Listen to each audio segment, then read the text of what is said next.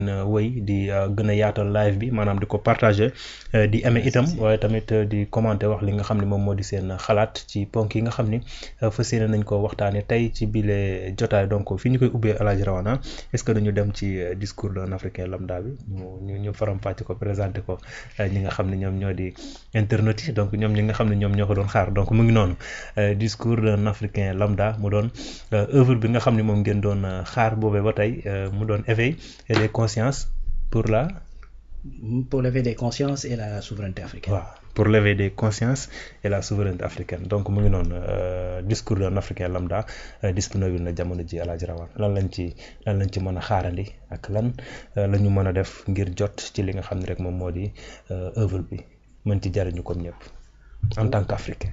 Voilà. Wow, en tant qu'Africain lambda donc c'est vrai discours d'un Africain lambda en fait benn essai nag mooy ci fànn yi ñuy bindee mooy ay xalaat la yoo xamante ni da nga koy yor bind ko ci téere ngir fas yéene ko partager bokkul ak roman par exemple bokkul ak poésie ak yu ni mel c'est-à-dire essai la maanaam benn africain bu ordinaire bu toog juddoo Afrique màggee fi xamul feneen fu dul Afrique gis ne boobu ba tey am na yu mu xalaat ci li indi ay gàllankoor ci Afrique ci ni mu war a doxee ci liñ ko mën a expliquer jële ko ci histoire jële ko ci la nga xamante ni lu récent la ak gis-gisam fan la ñu war a jëm nuñ ko war a jaaree et cetera ñu daal di koy tënk ci benn téere. Absolument.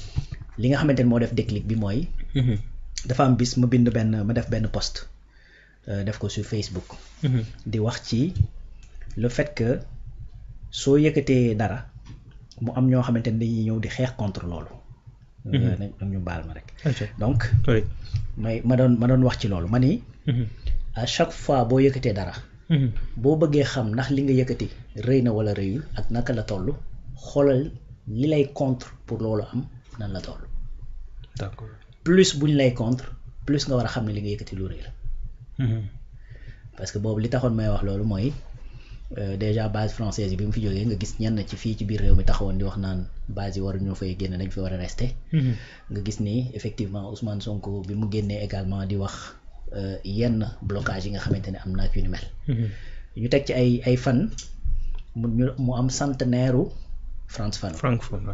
Frantz Fanon di koo xamante ni bindam da ko def ci yee africain yi ci ñu xam ne li nga xamante ne mooy souveraineté ak indépendance du luñ lay jox looy liggéey la pour mën koo dabu pour mën koo am. Parfait. ci jamono yooyu Ousmane Sonko def benn discours bu amoon solo. moo xamante ni toogoon nañ fii ñu waxtaanee discours bi.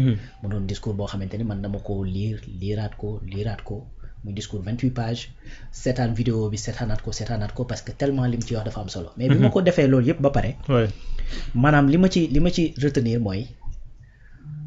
da ngay dégg ci discours bi Ousmane Sonko di wax ne Frantz Fanon il faut que ñu xam ni héritage la. mais dañ ko war a continuer ça veut dire quoi que la nga xamante ni Frantz Fanon moom la doon xeex démb ak bërki démb kon ba tey noppeeguñ ci di xeex loolu.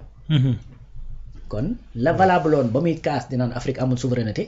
ba léegi même problème bi la ñu. moo fi nekk dara changé gu. absolument.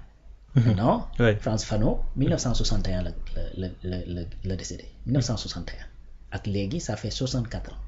mi ngi juddu 1935 kon bu fekkee ne 61 ba léegi les mêmes choses yi Frantz Fanon doon xeex moom moo fi nekk ba tey c'est-à-dire nous on doit se poser des questions pour xam lan moo bloqué fan la problème bi féete. absolument loolu laa indi juste apport pour wax ci man sama xalaat. wax ni ci livre bi ne. déjà le titre discours d'un Africain lambda. donc bi ma kii am na benn ci borom xam-xam bu ma ko jox ne ko kiiwal ma bi mu njëkkee xool li mu ma njëkk a defal comme remarque mooy ce titre bi dafa générique ma ne kon j'ai atteint mon objectif. titre bi lan lañ ci mën a. voilà daf ne ma ce titre dafa générique mooy ce titre bi daanaka. amul dara lu particulier ma ne kon j'ai atteint l'objectif. parce que en vérité bëgguma particulariser absolument rien du tout. dama bëgg bu ñu gisee livre bi rek ñu xam ni.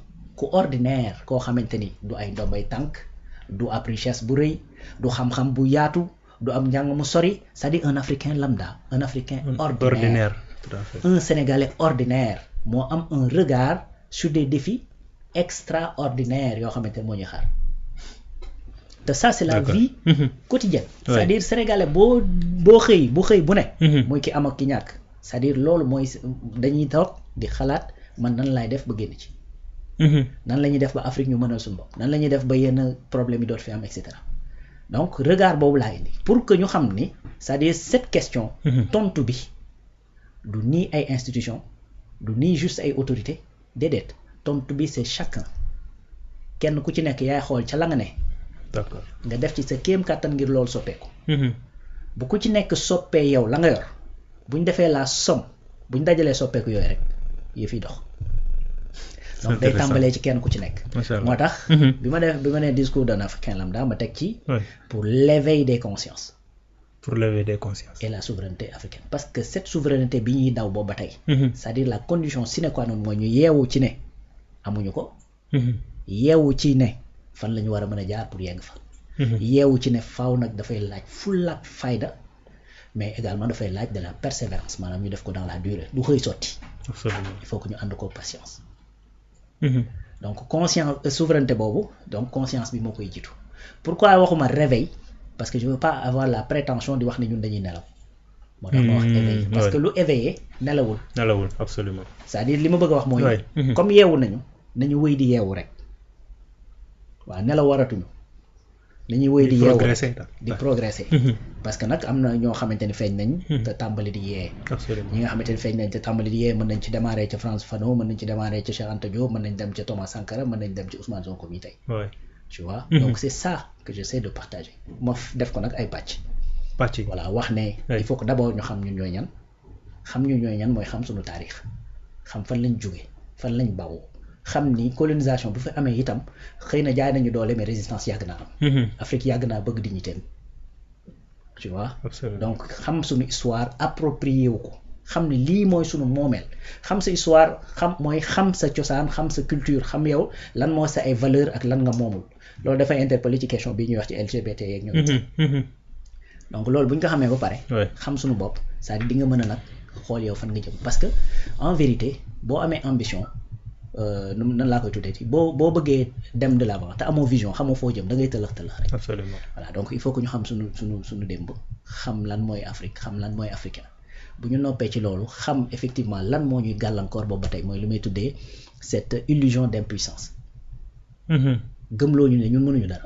loolu ñu génn ko suñu xel ba pare ñu rendre compte que ni ces indépendances yi nga xamante ne jox nañ ñu ko certes am nañu ay drapeaux am nañu ay palais am nañu ay assemblées et cetera. mais ba tey. indépendance dafa des parce que mënuñoo defar suñu xaalis bopp mënuñoo doxal nu mu ñu neexee suñu ay politique économique mënuñoo doxal nu mu ñu et cetera. technologie gis nga fi ñu ci tolloo. donc yooyu laay jéem a kii fii moo tax boo xoolee dans le livre fi ma koy démarrer. ca départ ba. li ma wax mooy. j'ai dit que ça c'est une prière. dama ne je prie avec force et foi pour que ce discours d'ici 50 ans devienne obsolète. maanaam maa ngi ñaan suñu borom. que fii ak 50 ans li ma bind ci livre bi yëpp ku ko xool ne bind lii rawaan bind dépassé nañ ko tollootul ak suñu jamono. absolument voilà boobu éveil des consciences bi. mooy boobu c'est-à-dire ma ni que ce discours devienne obsolète que mes mots paraissent dépassés démodés. car d'ici là l'Afrique aura tracé un parcours grandiose vers une souveraineté véritablement affirmée. que boobu dana fekk xale bu ko liir daan de lii de jamonoy maam la woon. lii moom valable tout parce que léegi ñun ñoo moom suñu bopp ndax fekk na lii Afrique waroon def yëpp def na ko. absolument donc je souhaite que les générations futures n'aient plus besoin d'entendre ces exhortations. car elles auront déjà accompli l'indépendance économique, politique, culturelle et technologique que nous appelons de tous nos vœux. Que ce rêve ne soit plus un appel à venir mais une réalité tangible, vécue et célébrée par tous. voilà c'est comme ça que j'ai démarré. donc après nag ci biir ma soog a wax li nga xamante ne moom laa jàpp ne mooy yoon yi ñu war a mën a jaar pour mën a effectivement yegg ci loolu. ci yeewu. ci yee suñuy conscience ci ki nga xamante ne day jàng mu jàng te jéem koo mokkal ki yor métier jéem koo mokkal ba mu mokkalu mbax ki nga xamante ne moo yor état également et puis également cette conscience citoyenne bi nga xamante ne moom la ñu war a am pour exiger des dirigeants. de la redevabilité. ñoo xam ne bu ñu leen dénkee bis bu ñuy leen di jëlee ci seen loxo li ñu leen dénk danañ leen laaj li ñu leen dénkoon naka ngeen ko sàmmee. absolument voilà tout à fait. mi ngi noonu parce que tout simplement. quand tu éveilles un peuple quand tu élèves un peuple tu élèves ses dirigeants yàlla dafa wax ci Alxuraan ne. du ma changer les peuples tant que ñoom changé wuñu déjà li nekk ci ñoom. tout à fait kon su peuple boo jël bu ne ña koy jiite ci seen biir la ñuy génne kon boo defaree peuple bi rek defar dirigeant yi c'est vrai mooy li nga xamante ni moom la ñuy jéem a en tout cas joxe comme ay xalaat ci livre bi nga xamante ni mooy le discours d'un Africain lambda pour l'éveil des consciences et la souveraineté africaine. Oui, qui est disponible quand même. Ouais, qui est disponible effectivement. Donc ku ko bëgg beneen affaire qui est particulier avec ce livre mooy c'est-à-dire sur toute la ligne dama essayer non seulement li may wax ma jéem koo jëmmal parce que ci biir livre bi damay wax ne kenn ku ci nekk jéemal créer les conditions pour ce développement bopp kon su ma ko defoon ba pare dem appuyer wu ci ñeneen ñoo xamante ni ils sont déjà préétablis mën naa am ni la may wax dana baax mais ci ni ma koy jëmmalee mën naa am tuuti waroo. Absolument. moo tax de A à Z. C'est-à-dire tout a été fait par nos propres soins li ma bëgg a wax ci loolu mooy maa ko bind yàlla dogal na je suis un créateur multimédia maa defar la couverture de mes propres mains donc maa defar créa bi maa def mise en page bi maa defar la couverture maa defar absolument tout pare pour l'édition boo xoolee fii dañ def les éditions Média 28 Média 28 oui. donc ñu jël l'initiative ne duñ ko jox benn maison d'édition bu mag duñ ko jox kenn koo xamante ne dañuy toog di xalaat mu naan ndax sa xalaat baax na sa xalaat baaxul ak et cetera yu demee noonu parce que réew mi ñun ñëpp ko bokk Afrique ñun ñëpp ko bokk donc on va prendre l'initiative continuer nekk ay auto-entrepreneurs yi nga xamante ni moom la ñu doon bañ a xaar dara loo xamante ni buñ ko en fait c'est-à-dire li ma bëgg a wax mooy bañ a xaar les moyens ñëw en fait on fait en sorte que moyens yi bu ñu ñëwee dab ñu ci yoon bi une question de souveraineté. Exactement. Ah ouais. C'est une question de souveraineté. J'ai essayé nag ci ni nga xamante ne noonu lañ jëmmalee livre bi loolu bokk ci. Macha allah. mooy effectivement Média 28 ñoom ñoo defar ñoo bind. ñoo créa ñoo joxe effectivement ñu imprimer. ñoo fay ñoo def auto édition. mode auto éditeur lañ ko def. avec les éditions Média 28. Donc également pour la commercialisation et tout ça, ce sont nos propres supports. Média 28 la ñu utiliser pour communiquer. samay page yi ñu utiliser pour communiquer. Et le numéro téléphone bi nga xamante ne moom la ñuy nekk ñu mën ci def réservation pour ñu mën ci commander effectivement seen exemplaire. C'est le numéro commercial de Média 28. Donc souveraineté encore une fois bi ñuy wax loolu la ñuy jéem a matérialiser ci miniature bu ndaw bi nga xamante ne moom la ñu doon. Donc là également c'est l'esprit bi nga xamante ne moom moo ñu accompagner. C'est la pédagogie de l'exemple. La pédagogie de l'exemple wane li ñuy wax effectivement bu mën nañ ko jëf ba gars yi teg ci seen bët xam ne démarche bi nii la donc c'est ça qu'on a essayé de faire avec ce livre et que effectivement préface bi. Ça aussi il faut le noter préface bi le président de l'Assemblée nationale muy El Malick Ndiaye moo ko def. Donc moom moo def préface bi et puis defee ko d'une manière boo xamante ni man ça m'a vraiment surpris. Oui, le président de l'Assemblée nationale. Le président de l'Assemblée nationale, El Malick Ndiaye, à qui vraiment je rends hommage et que ma koy remercier énormément. Donc pour la simple et bonne raison que bi nga xamante ni def naa manuscrit bi ma ko yónnee malgré charge yu diis yi nga xamante ni moom moo tegu ci kawam c'est-à-dire la réaction a été très rapide. Machallah. Très rapide. En moins d'une semaine, effectivement, mu def préface bi et tout ça. Donc tey effectivement il m'a reçu ñu échanger ci lu bare ci réew mi ci orientation yi ci li nga xamante ni fa lañ bëgg a dem ci nga xamante ni mi ngi waaj a ñëw et cetera ci lu bare. Tu vois donc ñu échanger ci. Vraiment ma gis nit koo xamante ni nit ku woyof. Voilà nit ku dal. Donc au-delà du livre comme li ma la waxee ñu échanger ci sujet yu bare. Donc loolu je tenais vraiment à également remercier ko ci le fait que non seulement mu préfacé ko mais de la manière bi mu ko defee da nga ciy sentir une générosité da nga ciy sentir benn respect du travail intellectuel bi nga xamante ni jëm nañ ko def ci livre bi. Donc là également vraiment c'était quelque chose bu nga xamante ni il fallait que je le dise. Donc maa ngi ko ciy remercier énormément et puis di remercier tous les autres yi nga xamante ni ils ont contribué ci livre bi ci lecture bi ci commerce ci correction bi et cetera. Donc ku mel ni Ousmane Noreyni de Laser nga xamante ni c'est un jeune frère mais pétri de talent quoi. Voilà quelqu'un que j'adore sama gain la.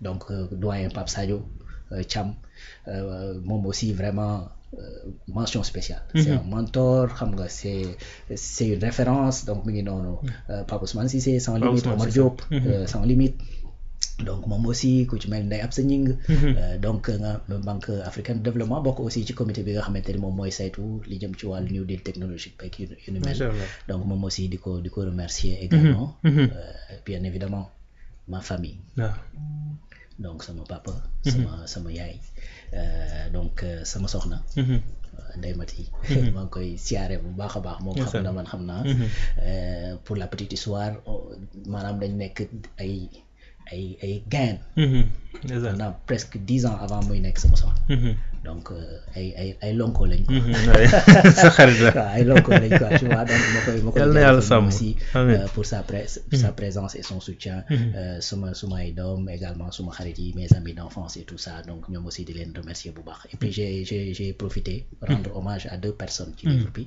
mooy benn suma maam bu jigéen bi ma yar moom sama maam bi jur sama papa man d'ailleurs moom laay wax yaay donc vraiment profité rendre ko ci hommage déjà bi muy gaañu fekkuma Sénégal daf ma fekk ma tukki mais kooku c'est une personne qui est très spéciale ci man très spéciale sama yaay bi ma jur su ma nee sama yaay day xam ne waxuma ak moom waaw ndeysaan donc moom sax bu may wax danaa ma sa yaay tu vois donc rien boobu beneen personne bi ma ci rendre hommage en fait Moussa Kanté la tudd. Moussa Kanté.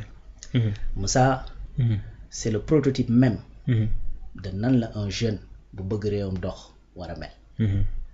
Sa dernière vidéo bi ma posté maa ngi ko posté le 11 mai 2025. mu nekk ci koñ bi di jëmbat ay garab. ay garab. di def clôture. macha allah. tu vois. am na benn homme politique ni mu ko dugalee woon ci ay listam. ci local yi da koy romb à chaque fois muy bale koñ bi te li ma lay wax te amul ci koñ ba mu dëkk amul ko fa gën juddu. au contraire daanaka son père.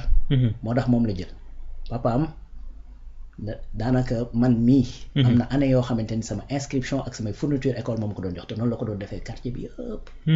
pour te dire. da nga koy fekk. mooy nettoyer mooy dajale xale yi mooy yor école de football bi et cetera c'est-à-dire un éducateur. L'exemple type d'un jeune qui s'engage pour sa communauté. Je te garantis. Ça dama posté sa dernière vidéo le 11 ci sama page.